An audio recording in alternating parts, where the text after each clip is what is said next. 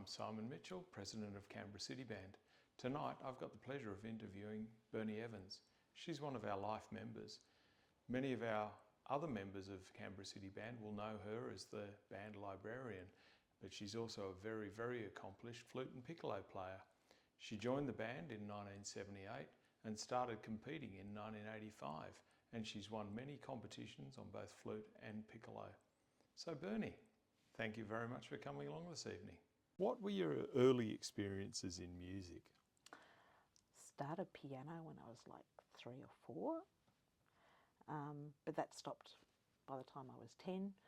Started in the school's music program, I think 3rd year it was going, and by the time I was in 6th grade, I think it was, the City Band was saying they wanted juniors. I did Saturday mornings with the CYO, Intermediate Orchestra, and Sunday mornings with City Band. And after 12 months, I was bored out of my brain in CYO and stayed with City Band. What year was that? 1978. So you would have been one of the first women in the band? Yeah. Yep. Wow. It's amazing that it was the 70s and there weren't women allowed. So, but then again, on the flip side, we weren't allowed to wear trousers or jeans. We had to wear skirts. So it still hung around the difference between men and women. Yep. What brought you to Canberra City Band then? Actually, my mother saw the advert and said, "Come on, we're going." And turned up. I did the audition. Keith said, "You're in?" Without actually auditioning me, he stayed out in the reception area, the lounge area, and listened to me warm up. And then said, "I don't need to listen to anything else. Come in and sit down." There was one other flute player, and we were the start. And which ensemble was that? That was just juniors. There was only the senior band, and the junior band was starting. So that was before the band was big enough to have junior A's and junior B's and... Yeah, we rehearsed in a tractor and a half shed in Hackett, where the toilet overflowed every winter, so it was rather smelly. And it got to the stage where we just didn't fit into the room. There was just too many of us. So Keith split us into 2, and we had one in the tractor shed and one over in the Girl Scouts. He couldn't take both, so that's when John Agnew came on board. Around about the same time, a little bit before, I think Keith couldn't do the seniors anymore as well, so that's when Colin Fisher came in. So Keith just concentrated on the junior A's. And eventually both ensembles got too big, both of them, that they then split again and took some from each group, A's and B's, and made binters in the middle. And then we had a marching band, and John Helgeson started a big band, and yeah, we got big with kids. Going to Japan, we did a lot of fundraising. There was a huge work up towards that. There were marchathons. We did a 10-pin bowling strike-a-thon. Some of them shoveled sheep shit underneath the shearing shed. We did all sorts of things, lots and lots of raffles, cake stalls, lots of cake stalls. It ended up for 2.5 weeks in Japan, we only had to pay $800 each, including the airfares. So we got a day and a half at Disneyland because we played there for one morning. We played in the rain, nobody listened, and we got a day and a half for free. We met Mr. Suzuki of the Suzuki Method. We caused riots in schools because they would sit there with their hands on their knees and wait till the end of the piece and clap, but Keith was very much audience participation. So they'd be yelling and stamping feet, and we did an hour and a half of encores one time. We had kids hanging off the buses, we had shirts ripped, hair pulled out, all sorts of stuff like that. It was mind-blowing for a junior band, of a concert band, to be treated like we were rock stars. But it was very, very fun. Well, Expo itself was also really good. Yeah. Because we performed with David Golpalil and the Arnhem Land Dancers. We had, who else did we have? We had James Morrison in his band. Amazing people. They turned up at a rehearsal at the Girl Guides shed for us so we could play the bits that we were playing with them. And they were quite amazed at our trumpet players. You know, John Helgeson, Stewie Kerwin, Ian Hancock, I think it was. Gosh, can't remember names. And all of them, they were just, for a junior band to have the standard that our trumpeters were, was amazing to them. Did you play different instruments or styles or develop different skills during your time with the band? Nope. I'm flute. I'm flute and I'm piccolo. Yep. I don't transpose. Yep. Ever. I just can't.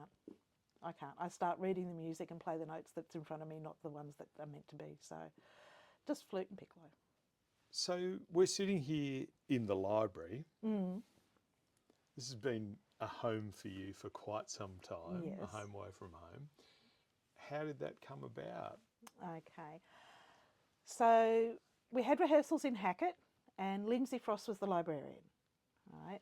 My mother didn't want to drive from Hackett back to Fraser, so she stayed, and she's a qualified librarian. So she said, I'll come and help. What do you want me to do? And she'd spend all her time in the room that was the library with the door shut, because there was that many of us, you couldn't have the door open. And then break would come around and we'd move the chairs and the door would open and this great big waft of cigarette smoke would come out because both Lindsay and Mum smoked. Very funny. Anyway, when Lindsay stopped being the librarian, Mum went in and said, I'm going to set it up again using library values, a simplified library value, which is alphanumerical, which meant that when she needed to go to band to do stuff, I had to go to band to do stuff, and I was told, here, do this.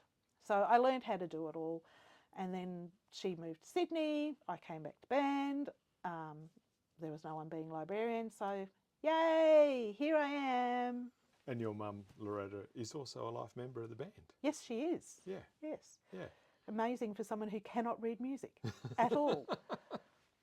So she did a good job with the library. She spoke to Keith and said, right, I've got 3 pages. Where do I do the page turns? How do I do it? And she'd just go from there.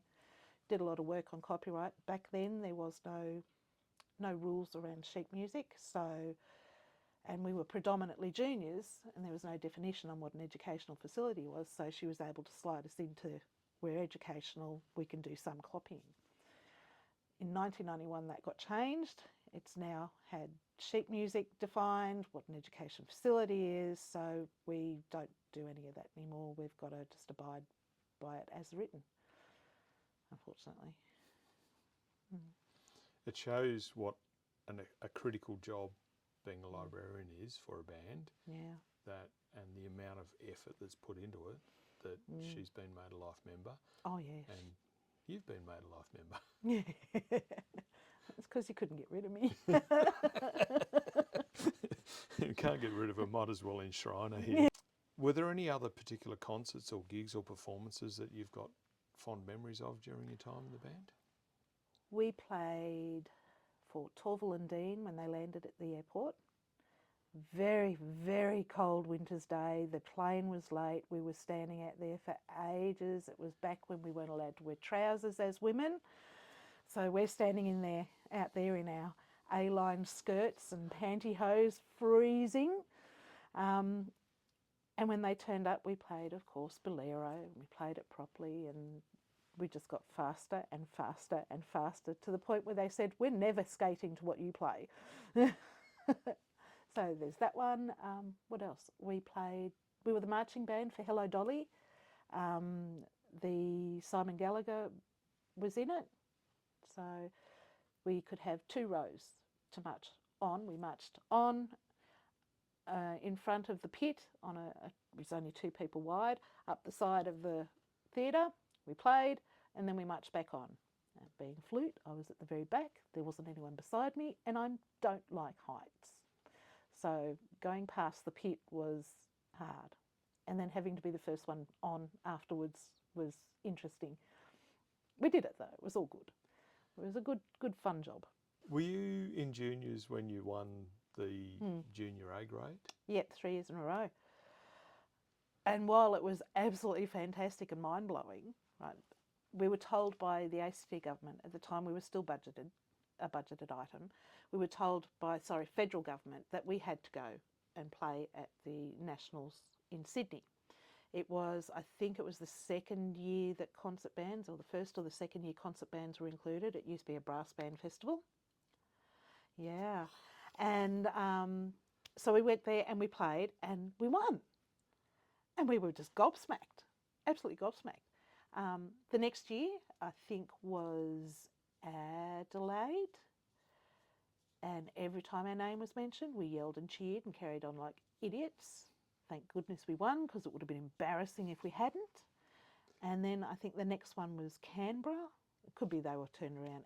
Whereupon we did the same thing, yelled and cheered and carried on like pork chops, and thank goodness we won again, because again, it would have been embarrassing. But it was so much fun. Even the Adelaide one, we played at this place. We stayed at a place called Wombat Corner, and it was typical school camp stuff, you know. But it was so foggy and out in the middle of nowhere, and we called it Wombat Hole, you know. And the trip on the bus, you know, we sang all our parts without our music. We knew our parts. We sang our parts without our music.